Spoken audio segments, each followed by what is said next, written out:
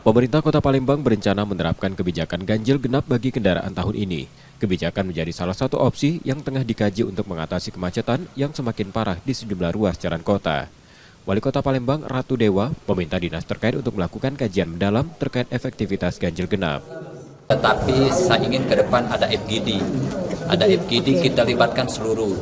Kita libatkan masalah pakar transportasinya dari kalangan akademisi, para kepala sekolah, para masyarakat, dan perwakilan-perwakilan lainnya, termasuk dari Polrestabes, karena kita ada tim pengkajian dan lain sebagainya dari FGD. Kita duduk sama-sama dalam forum FGD, baru kita bersikap terhadap mengatasi persoalan kemacetan. Rencana ini mendapat respon positif dari masyarakat. Warga menilai kemacetan di Palembang terjadi terutama pada jam masuk sekolah dan kerja. Jam-jam yang macet tuh jam pulang sekolah sama jam pulang kerja. Sangat setuju kalau memang berlaku tuh genap ganjil.